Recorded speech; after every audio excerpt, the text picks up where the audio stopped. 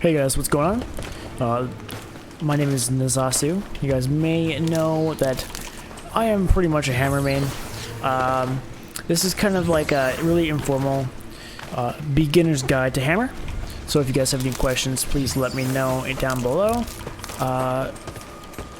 Anyways, to get started, we're gonna go over the combos, and we're gonna go over some of the things you want to keep in mind when you're on the hunt during playing the hammer, right? So the things you want to really concern yourself on is your positioning and where you're going to be on the behemoth. Now, for the most part, you're going to stick to the head, right?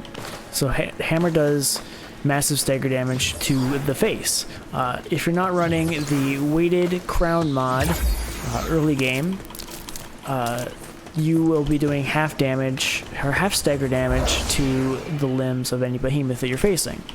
I recommend that you stick with this weighted crown until you learn the behemoth's attack patterns, learn the right position to stick to while facing them, right? That way you can get your full stagger damage off on the limbs, like you can see here, and can keep you afloat. Now, before the fight started, as you probably saw, was that I jumped and placed a land breaker, like I did right there. Land breaker is a special you get at Hammer Mastery 6, or sorry, Hammer Mastery 8. I'm recording this while trying to beat this poor Shrike. So these land breakers give you a damage buff up to 35%, depending on the Aether Charged ammo or not. If it is not Aether Charged ammo, it gives you 20%. So whenever you whenever you disengage from combat, you're going to jump and place the land breaker. When it wears off, as you can see in the left-hand corner, we have about 15 seconds or so of land breaker left. And then once it finally goes away, we're gonna not launch ourselves. We're gonna jump and then place another land breaker. So if you place the land breaker like this instead of on the ground, you don't have the delay time. Oh, I thought I could get that interrupt like that. That's okay. It doesn't have the delay time like you see there. You jump, bop, right there, land breaker.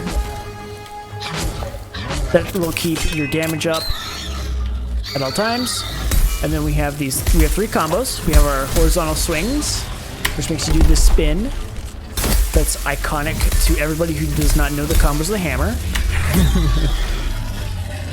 Alongside, we have another combo that nobody tries to do, but they do it anyway, is when you're holding a direction that you're facing and you start swinging, you're going to do overheads. These are really slow, and you want to avoid doing these combos because you're not going to be able to get to your Aether Slam as fast as you can to get those Aether Charged ammo. As you can see, it's pretty slow. Even with the attack speed bonus, it is very, very time consuming. Again, we don't have a land breaker, we pop one.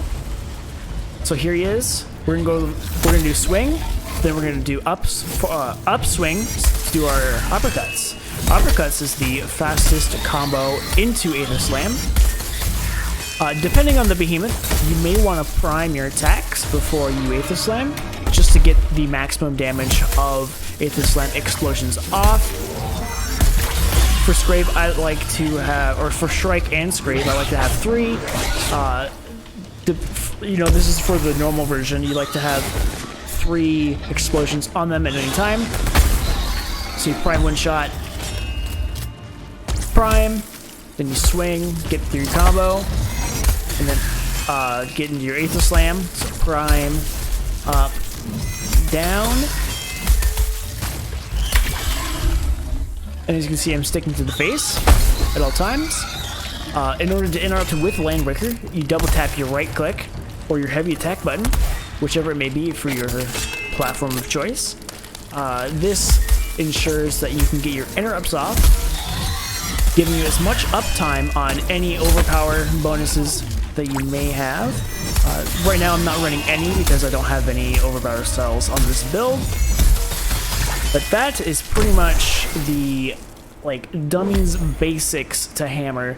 You do your uppercut combo into your Aether Slam, you prime your Aether Slam a couple of times, or you prime your attacks while you're swinging your uppercuts.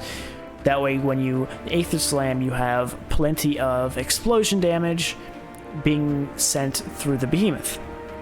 Now, there are times where you just want to uppercut and Aether Slam, no primes, nothing. That's like Charog, some of the other longer behemoths, Boreas, Riftstalker you definitely want to prime because he's a little smaller. Hellion, Pangar, those behemoths you definitely want to just uppercut into Aether Slam, but you also want to know, like, for stagger confirmation, like, and for parts breaking, you're going to want to prime your attacks. Priming your attacks is key to keeping your damage not up or at 100% at all times, but it's using it in the most efficiently way as possible, if that makes any sense. If you want me to go more in depth on any of these aspects that I discussed here, please let me know in the comments, or you can join my Discord, that's in the description below, and we can have a discussion about this. Again, I hope you learned something new. Again, early game, you're not going to have the attack speed, or you're not going to have the damage bonuses that everybody in the higher end of the game is going to have. So keep that in mind when you're practicing your hammer. And I hope to see you guys next time. And again, thank you so much for watching, and I hope you have a great rest of your day.